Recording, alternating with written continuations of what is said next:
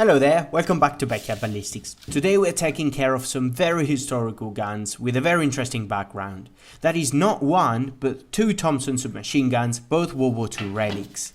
As you probably know, this is done for the purpose of conservation of historical artifacts, and if they'll be salvageable at all, these guns will end up in a museum. On a side note, this is the first video filmed under my new professional license, in my new workshop, which is why it took me so long. Getting this business set up took loads of time and resources and was only possible thanks to my supporters on Patreon. Thanks to them, I'm now all set up, so there's loads more videos already on their way. Anyway, both these guns come from the same lot, probably share the same decay environment, but as you can tell, they're somewhat different. That is because this is a model 1928 Thompson, while this other one is an M1A1 Thompson, the wartime simplified design. The most striking differences are the air cooling fins that are not present on the M1s and the different position of the cocking handle, but there are a few important differences on the inside as well. As you should see in the optimistic scenario, I can even take this thing apart. About taking apart, the M1 was recovered already disassembled in its two main parts, and I have no idea why. Also, I'm sure you noticed the M1 is lacking all of its wooden furniture, but the pistol grip and fore-end screws are still well stuck in their relative threads. This scenario, on a wartime gun, suggests the gun might have been put in a fire.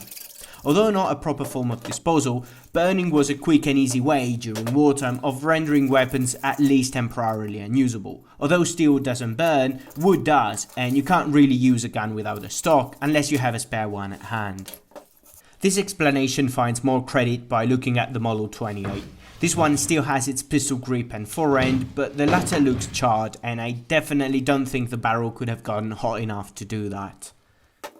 I'm sure you agree this is quite a desperate project, so I'll stick with chemical derusting. To ease the job of the bath, I'm doing a preliminary scrub to remove all of the corrosion products that can be brushed off. While doing that, I accidentally went a little over the pistol grip that I hadn't been able to unscrew, and that made me realize that even that is more charcoal than wood. Look at that. Right as I was getting curious to see how deep the charring had gone, the poor thing decided to split right down the middle, and now I can see why. This is the only wood left, the rest is charcoal. Furniture is definitely not salvageable. Let's see what can be done for the metal. The only option in these desperate cases is chemical derusting, as that's the only thing that will selectively remove rust with little to no damage to metal, while also acting inside crevices. I showed you in a previous video how I developed a rust removal formula that acts faster, lasts longer, and is massively cheaper than evaporust, while preserving the undamaged metal practically just as well. However, to do all my experiments, I bought a large supply of the expensive evaporust, and what better way to dispose of it than using it on these beautiful guns, so to speak. They'll have to soak for many hours, days possibly, so in the meanwhile, I'm getting the M1 ready, and they'll share the bath. This one seems to be in somewhat better condition, and it's hard to explain what a big gift whoever took this apart made us. Any tight, sliding fit is hard to take apart after rusting, and the longer the mating surfaces are, the larger the effort will be. So I was already dreading the idea of having to take apart that 28.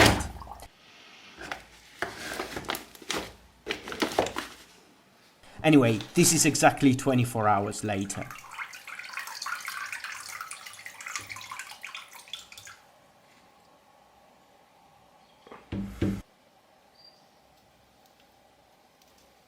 How could poor old Carlo from the past even think that some penetrating oil was going to be enough?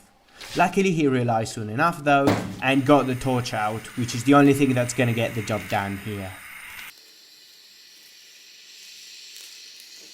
What I'm doing is warming the outside part of the guide. The combined action of heat and thermal expansion does a great job at weakening the locking action of rust. I'm keeping the temperature under 300 degrees C, so I won't be changing the properties of steel.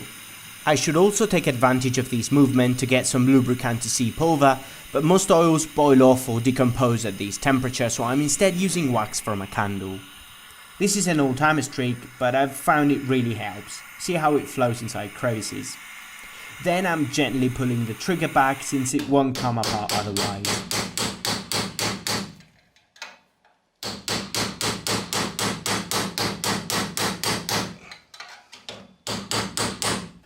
Also, I think we'll need a good dentist to fill in this cavity. This is the first time I see rust eat all the way across the barrel wall. I'll tell you that, this gun has about the same chances of being revived as an Egyptian mummy. But now, taking these apart is a personal matter, and I want to show you the differences with the M1. The previous heating wasn't quite enough to get the gun unstuck, so I wrapped the receiver with a water-soaked rag and blazed the frame with a flame large enough to roast the chicken. Then, with some persuasion, I started getting the first movement.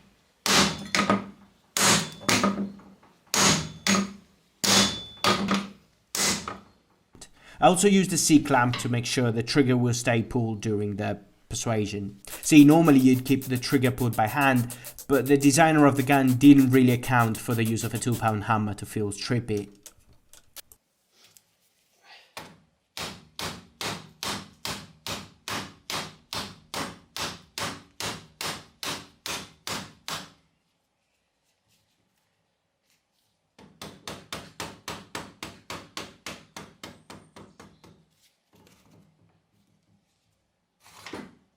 Once I got it apart, I placed it back into the evaporat so it could flow more easily through the insides.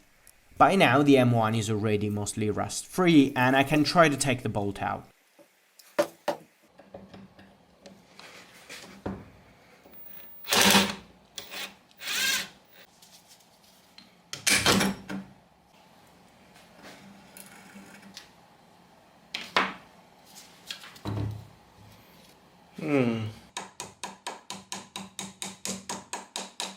It was still too stiff to be racked by the handle, but luckily, this being a straight bolt design, I can act through the barrel pushing directly on the bolt face.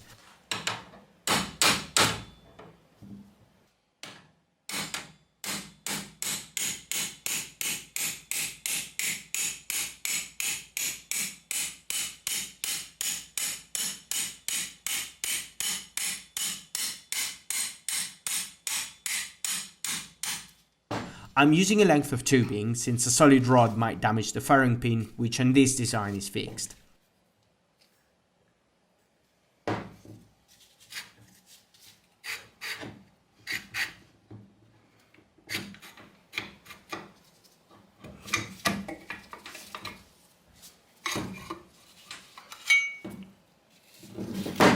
This tells us we're in front of an M1A1 Thompson, the last iteration of the design that did away with the floating firing pin and just had a fixed one machined on the bolt face. And that's it, the bolt is just one solid chunky mass. But it hadn't always been that way. In the previous Model 28, an entirely different design was used, as you can already see here. I've just taken it out of the derusting bath again, and we should be able to finally take it apart now.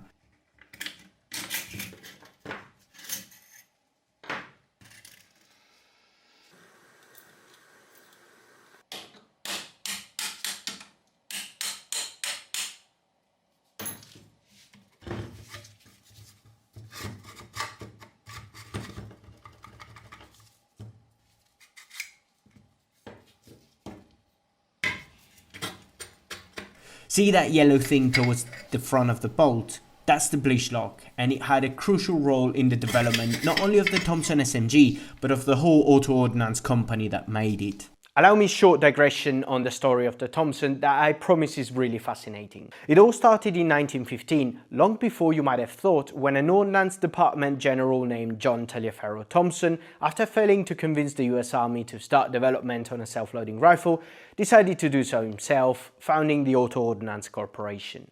He wanted to make a full-power 30-06 self-loading infantry rifle, similar to what the Garand was going to be in a couple of decades' time.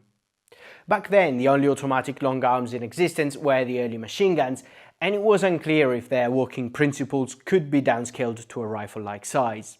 They all seemed to involve complicated breech locking and unlocking systems, except there was a patent, granted that same year to a man named John Blish, about an incredibly simple breech closure system that with just one moving wedge promised to keep the breech shut for just as long as was required, and then automatically open it, letting the bolt cycle. This was obtained exploiting a supposed phenomenon he called Blish principle of metal adhesion. It was love at first sight for General Thompson, but love is blind, and Thompson didn't realize the Blish principle was not a real physical phenomenon, but a mere figment of Mr. Blish's imagination. I was supposed to make an animation to explain it, but I suck at that, so instead here's the real thing. This is the bolt. The shock gases push on the brass, that in turn pushes on the bolt face, trying to open it. But the breech needs to remain closed until the bullet leaves the barrel, otherwise the rear part of the case will become unsupported and get blown up like a balloon by the high pressure gas. So Bleach suggested placing a wedge in the way of the bolt. That's the H-shaped brass bit we see in the Thompson. In order for the bolt to move back, the wedge needs to move up, and in doing so the counterweight is pushed further back. This way, for a given bolt velocity, the counterweight needs to move faster, creating, together with sliding friction, a mechanical disadvantage that makes it harder for the gases to push the bolt back. I won't bore you with the mathematical details, but this can slow down the bolt opening considerably if the system is properly designed. In fact, this finds use, although not very often, even on high-powered rifles, and is known as delayed blowback operation. However, that's not what Mr. Bleach predicted. He was convinced, and convinced General Thompson of the same when he bought the right for the patent, that the wedge would instead not move at all for as long as the pressure in the barrel was high because, according to him, under large enough contact pressure, metal surfaces would actually stick to one another with much larger force than predicted by friction. The sliding and the friction would only start once the pressure had dropped to safe levels. Unfortunately though, further experimenting proved Bleach completely wrong. The Bleach principle turned out non-existent, and the whole patent snake oil. But I just said that such a configuration could work as a delayed blowback operation, so what's the problem? The problem is that in those actions, the bolt does move, although slightly, while the bullet is still in the barrel and the pressure very high. This is not a problem for the gun, but it is for the brass. Keep in mind, until now, all Thompson wanted to make was a 30-06 rifle, not a 45 submachine gun. Under the pressure of firing, the thin-walled brass is squished against the walls of the chamber, creating lots of friction. The longer the case, the stronger the friction. So the case head wants to move back with the bolt, while the rest of it just wants to remain stuck under friction until they come apart, getting what's known as a case head separation that renders the gun inoperable. Long story short, instead of redesigning the breech closure of his auto rifle, Thompson decided to move to a shorter, fatter cartridge case that would not produce enough friction for the head to separate, the 45 ACP. No longer a self-loading rifle, but a one-man, handheld machine gun, a trench broom as they called it. This change of plans is the beginning of what was going to be known as the Thompson submachine gun. You can find this whole fascinating story and much more in this beautiful book by William Helmer that I really suggest you read. Anyway, the funny thing is, now that the gun is chambered for the 45 ACP instead of the massively more powerful 30-06, there's no longer a need for a breech closure at all, since such a cartridge can be easily handled by the simplest action of all, the straight blowback. Not surprisingly, as production demand grew massively during World War II, the Thompson did away completely with the wedge, and in 1941 went to a simple straight blowback design, the M1 and M1A1 models. Okay, now that they've all been taken apart, what do we do with these poor things? Well, the M28 is well beyond repair. As if a hole going straight through the side of the barrel wasn't indicative enough of the premature demise of our metal friend, this is what the bore looks like. Nothing left. Actually, it lost so much metal to corrosion that I had to use a 50 caliber brush to clean it. Frame and receiver are also wrecked, the only salvageable thing being the bolt assembly. On the M1A1 instead, the bore is surprisingly good, well for my standards that is, which gave me confidence I could maybe get these to fire again. The rust damage mostly happened on the outside and is very limited on the frame.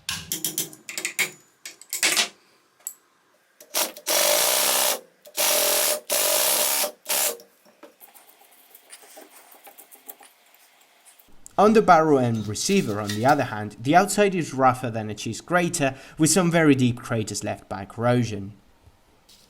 Unfortunately, there's no way of putting back metal where it's missing. Or is there? This machine, a specially designed micro-pulse TIG welder made by Lampert, will allow me to fill in the craters with actual steel that's going to become one piece with a base metal. If done properly, you won't even know a damage was there in the first place. Instead of using the continuous arc customary of TIG welding, this machine uses much higher power densities but impulses only lasting a few milliseconds. Together with a small electrode size, this translates into a tiny heat affected zone and minimal distortion. I've had this machine for a while now and felt confident about repairing that Thompson, so I quickly got to work on it, but it didn't really seem to go to plan. The filler metal didn't seem to flow as it should have. It looks like there's something sputtering out of the weld pool. And in fact, I think there is. I've tried this welder on practically every single steel alloy normally used for gun construction, and the welder worked like a charm on all of them, so I suspect something's wrong with the steel of the Tommy gun. But what could it be? I don't think it has to do with the item getting rusty and then derusted, because I've done that on many other guns and had no welding issues on them.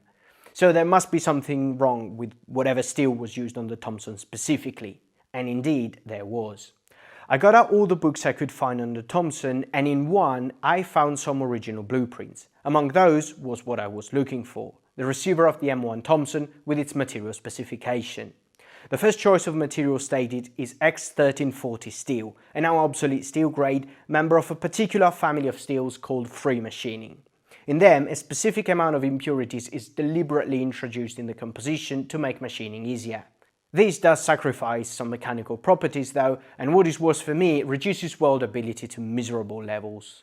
Being a bit stubborn, I still tried my hand at doing some welding and experimented by tweaking the welding parameters on it until I got to a setting that sort of worked.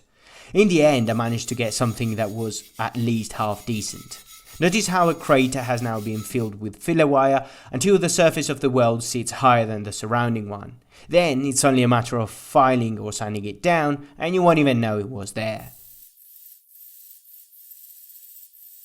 Even though in the end I managed to get some decent results, on this free machining garbage that took me about 10 times as long as on regular steel, and I'm sure these welds wouldn't pass x-rays, so I only filled the largest cavities and then basically gave up.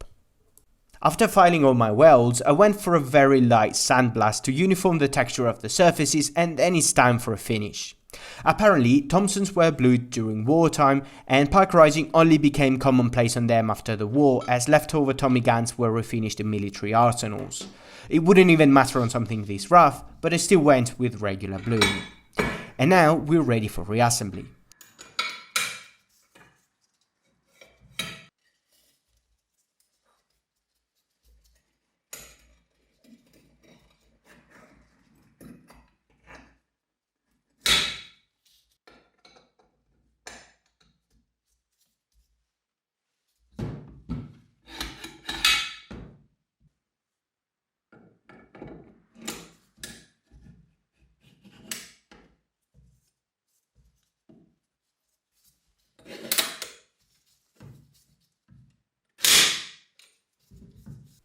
As I mentioned, this gun came without any wood whatsoever, so I had to order some spares. They're supposed to be original, they look original to me, but you can never be sure these days.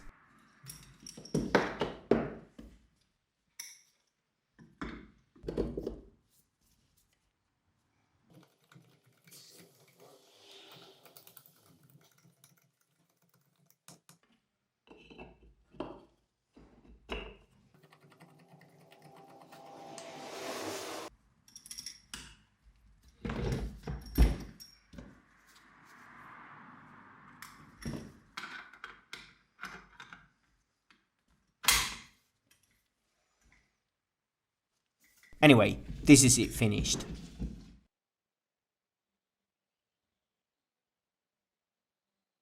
Quite an improvement over the starting point. I'm somewhat sad that I couldn't fill all those craters in, but I'll make up for that in future videos. The last thing I want to do in this one instead is seeing if this thing still works.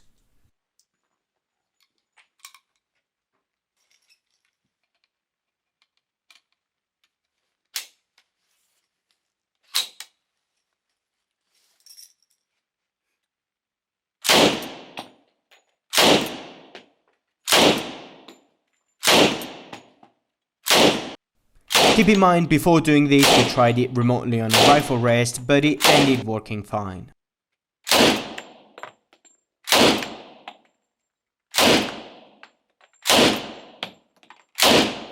Once again, a huge thanks goes to my patrons, which as usual are all listed here. Thank you all for watching, subscribe if you'd like to see more, and I'll see you next time. Bye.